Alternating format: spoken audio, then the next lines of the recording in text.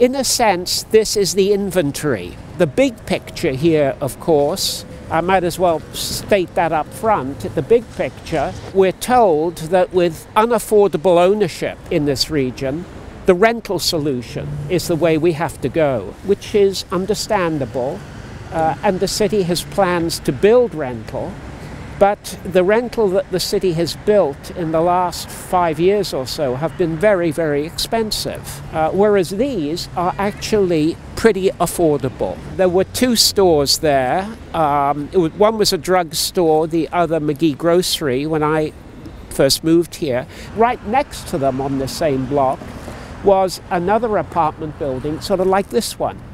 Same age and affordable rental. So that has all gone, and this by Cressy, a local developer, has taken its place with expensive units. And lucky for us, on the next block where Cressy has done its next project, they are trying to sell the last unit, and they actually identify the price on the banner outside.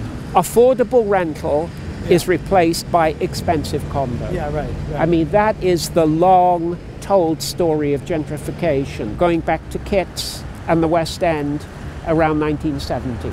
So this next block was a block that had co-ops, I think from the 60s. They were the older form of co-op. So again, very affordable, a controlled market.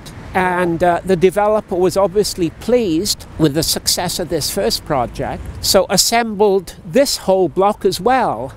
Look at this location. It's at the corner of 49th and Arbutus. There's a lot of traffic, UBC commuter traffic that moves through there, and yet they're able to get these remarkable prices. So that one's called the Sterling, the first one, and this is the McKinnon.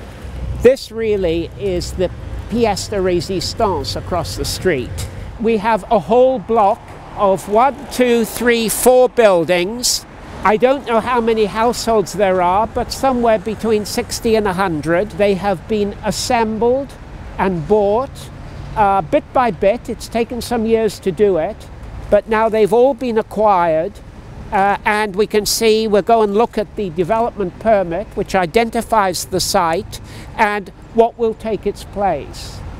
These are affordable units, affordable rental units. I'm guessing the 60s.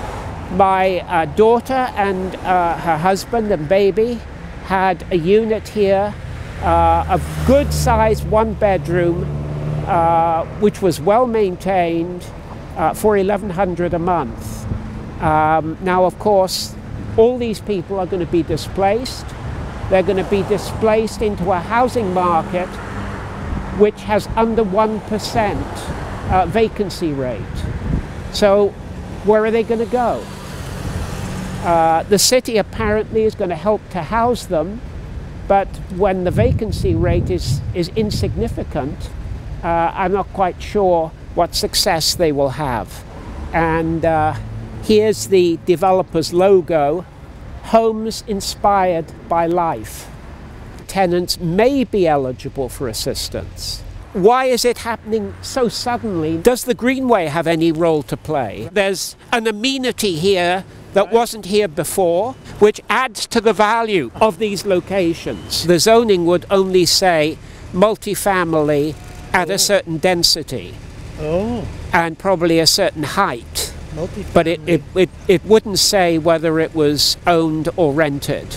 The NDP government brought in rental-only zoning. That does not exist at this point, though I understand New Westminster is the first municipality in the province to go for it. But I think there's going to be huge resistance to that because that will limit the value. We're told rental is the future. You wonder how long this next block will survive. You know, it's like dominoes falling. You see, Art lives here. This is a Taiwanese developer who has acquired the whole block. And so Kerrisdale Lumber is toast. You see how these people are claiming to, in a sense, be artsy. This is not filthy lucre that's happening here. There's something, noble. Now here is actually retaining the facade. So there's a little bit of heritage here, but it's skin deep. You can see Oh, heating. just the tiniest. Yeah, bit this of is the facade. Kirkland, and this was a Kirkland heating company. It must have been on the heritage list or something. The typical market preference, it has been now since the 1970s, to put up condos. A sale, it gives you a much faster return than rental, which is a long-term investment. Yeah, right. So you get your money back quickly and you can reinvest it on a new project. It's a much more attractive market in terms of return rate. This is what happened during that period that you talked about earlier, when there was a large construction of affordable rental. There were subsidies provided by the federal government. I think that that's the only way that rental can come in here, is with rental subsidies. That is affordable rental. There have to be subsidies. The city can make some modest subsidies by revising its expectations. That really is marginal when all is said and done. Do you see anybody who's got a model going that's working? I don't, to be perfectly honest. The mountain you have to climb is are the existing land values. And how can you neutralize them? Well, really you can neutralize them if the city owns the land. Now the city, when you call this planner, they ought to know exactly how many people are being displaced, because they're involved in, they say they're going to be involved in rehousing. And I mean, this is happening all over the city with rentals. Here it is really concentrated and happening quickly. But it's happening anywhere where these old anywhere almost any land use exists. But these old rentals are very vulnerable. This is staging, okay? What we're seeing here, art lives here. According to a full-page ad in the Globe and Mail that they took out, they've already sold the first building. Okay, there's a couple more things to see, a couple more blocks up the Greenway. So here's a development application. This is brand new, this one.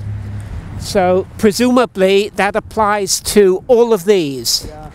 So we're talking again about dozens of apartments that are going to be lost. And, you know, again, you look at the outside, they're in decent shape. So let's see what's going to be planned for this one.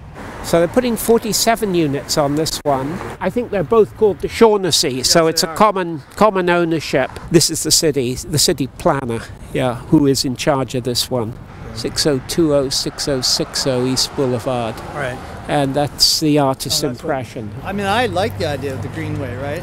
I like it. Yeah, we use it. It's been a success. It is well used. Arbutus ends at 37th at the top of the hill, and it starts again at 49th. Between 37th and 49th, it splits into two. These were offices. As I recall, there was a real estate office in here, 5920. There's no development permit here, and this is the same logo that we saw further down.